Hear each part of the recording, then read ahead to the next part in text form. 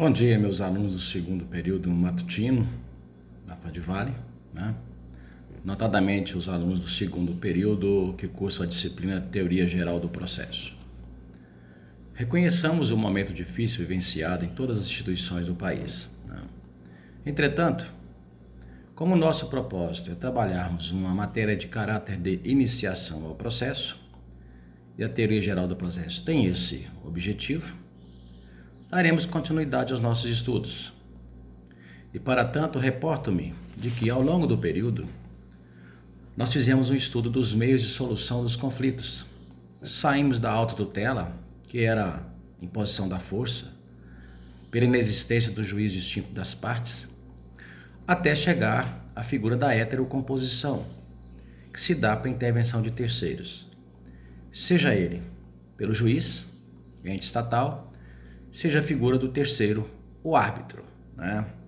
Lembrando que um dos maiores inconvenientes da jurisdição é justamente essa morosidade e também o alto custo que se tem o processo. A posteriori, nós fizemos um estudo dos princípios constitucionais do processo. Dissecamos amplamente, localizando-os na Constituição Federal, o princípio da ampla defesa do contraditório, o princípio do não acolhimento das provas ilícitas, o princípio da isonomia, o princípio da publicidade, o princípio da aderência ao território, o princípio da investidura, o princípio da persuasão racional do juiz, e assim nós trabalhamos bastante os princípios. A posteriori, buscamos um paralelo entre a jurisdição contenciosa e a jurisdição voluntária.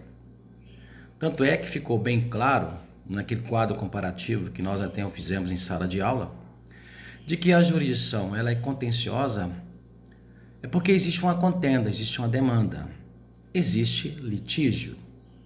Se existe o litígio e não é possível resolvê-lo extrajudicialmente, vai se buscar então o poder judiciário. Então, caracteriza-se a jurisdição litigiosa, a contenciosa, pela presença do litígio. Logo, as pessoas que estão demandando nós chamamos de partes. Então, quem são as partes de um processo? São aqueles que estão demandando. Aquele que de um lado figura como sujeito ativo e aquele que no outro extremo da relação processual figura como sujeito passivo. E suprapartes, equidistantes às partes, sujeito ativo, sujeito passivo, autor réu, nós temos então a pessoa do juiz, o Estado. Por isso que qualquer lesão ou ameaça ao direito é lícito, é legal, é constitucional que a pessoa recorra às portas do judiciário. Não é demais exigir que vocês leiam sempre o artigo 2º, 4º, 5º e 6º da Lei 13.105, o Código Processual Civil, bem como o artigo 5º, inciso 55 da Constituição Federal, haja vista a sua importância em entendermos essa disciplina de caráter propedêutico. Pois bem, ao compararmos a jurisdição contenciosa da jurisdição voluntária, percebemos que na jurisdição voluntária não tem partes, tem interessados, vamos dizer, requerentes, justamente por não haver a figura do litígio. Então, torna-se muito mais célere a solução de algumas questões, vez que o Estado se coloca à disposição para dirimir as controvérsias nos processos judiciais, mas há aqueles, não processos, procedimentos, que requerem a intervenção do Estado, mesmo que não haja a questão de um litígio entre as partes. Vamos nos reportar ao exemplo de um casal que queira se divorciar ou queira se separar, ou num inventário que não tenha conflitos, mas existe interesse de menores, existe interesse de pessoas que não possam expressar a sua capacidade. Então, neste caso, ainda que não haja litígio, é necessário que se faça a busca da tutela jurisdicional. Então eu tenho um simples procedimento, ao passo que Na jurisdição contenciosa, eu busco uma sentença que vai reconhecer o direito a quem tiver direito. Lembrando que o trabalho do juiz se exaure e termina com a sentença. Falávamos noutrora que aquele juízo, aquele que está lá na base de tudo, é o chamado juízo ACO. À medida que esse processo for objeto de reexame, que for objeto de indignações e a pessoa queira se insurgir da decisão, nasce o chamado juízo ad quem, que são as instâncias superiores. Tanto é que eu fiz questão de que vocês colocassem lá no caderno dos senhores a estrutura do poder judiciário, onde tudo começa lá no Tarumirim, lá no Caratinga, lá na Galileia, e em razão da matéria, né, e sendo exercitado o direito a tempo e modo, esse feito poderá chegar até mesmo no Supremo Tribunal Federal. Mas não é recorrer por recorrer, tem que ser preenchidos certos requisitos. Então, voltando, no processo de jurisdição voluntária, eu não tenho partes, eu tenho interessados, requerentes. Na jurisdição contenciosa, eu tenho autor, réu, reclamante, reclamado, requerente, requerido, e assim vai de acordo com a doutrina que usa a terminologia ora autor, ora réu, ora requerente, ora requerido.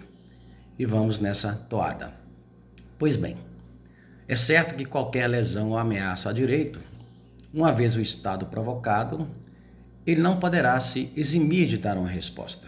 O Estado tem a finalidade de pacificar essas relações, assegurar o direito a quem tem direito, dirimir a controvérsia, estabelecer a paz social. Mas o direito também não socorre os que dormem.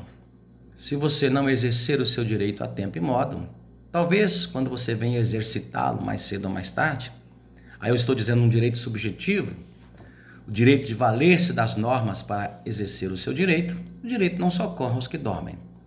Então é através de uma peça chamada petição inicial, direcionada ao Estado juiz, é que você faz a toda a narrativa. Mas nós ouvimos constantemente por N professores o que seria esta petição inicial. Então a petição inicial é a peça processual que instaura o processo jurídico, levando ao juiz Estado os fatos constitutivos dos direitos, que consiste nas chamadas da causa de pedir, no fato em si e o fundamento do pedido. Então veja, ninguém pode retirar o seu direito de valer-se da busca do seu direito. É princípio constitucional tal premissa. Entretanto, para que se possa direcionar o seu pedido ao juiz, que é a chamada petição inicial, toda petição inicial requer que sejam preenchidos certos requisitos. E neste caso, é bom que nós nos reportemos ao artigo 319 da Lei 13.105, o Código Processual Civil Brasileiro, denotando que esta peça processual deverá preencher os seguintes requisitos de acordo com o artigo 319 do CPC. A petição inicial indicará o juízo a que é dirigido, se é o juiz do trabalho, se é no juizado especial, se é na justiça criminal, se é na justiça comum, se é numa vara de conflitos agrários, se é na justiça federal, enfim, de acordo com as competências. Então, a petição inicial indicará o juízo que é dirigida, os nomes, os prenomes, o estado civil, a existência de união estável, a profissão, o número de inscrição no cadastro de pessoa física ou no cadastro de pessoa jurídica, o endereço eletrônico, o domicílio e a residência do autor e réu. Entenda-se por esse inciso que as partes, aqueles que estarão a demandar, deverá estar devidamente individualizada. Entende-se como individualidade o nome completo, CPF, identidade, endereço eletrônico, profissão e tudo mais que possa individualizar aquela pessoa. Porque é sabido que existem muitas pessoas de nomes iguais, o que necessariamente as pessoas não são iguais. Então é importante, até mesmo para fins de pegar certidão de distribuição de feitos contra essas pessoas.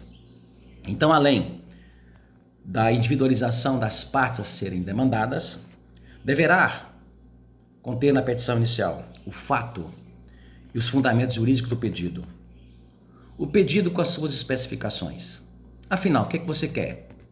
Houve um fato, um acontecimento jurídico que tem relevância no mundo jurídico. Então você vai levar esse fato ao conhecimento do Estado. Quando você leva o conhecimento do fato ao Estado, você vai fazer um pedido. Ora, se eu tive meu carro abaroado por determinada pessoa que irresponsavelmente estaria dirigindo o veículo, tendo colidido com a traseira do meu veículo, e o dano fosse, por exemplo, na ordem de R$ 8.000, eu levaria ao Estado o ato ilícito praticado por aquele motorista. Então eu deveria mostrar ao juiz, Estado, a existência do fato, com todos os documentos que foram pertinentes, e pediria ao final de que aquela pessoa fosse condenada a reparar os danos causados ao meu patrimônio. Esse é uma síntese. Então você tem que ter um nexo entre aquilo que você escreve e aquilo que você pede. O pedido tem que ser claro, tem que ser objetivo. O pedido com as suas especificações, o valor da causa. Toda causa tem que ter um valor, ainda que seja meramente proforme. Veja que é sobre esse valor é que vai haver as condenações sucumbenciais. É sobre este valor é que você vai recolher as custas e este talvez seja o valor que você venha a pretender. Se deve especificar as provas com que pretende demonstrar a verdade dos fatos. Você poderá, inclusive, na petição inicial, ao instaurar essa peça processual, pugnar por uma audiência de conciliação e mediação. Ou seja, você não quer que aquele processo demore a vida toda.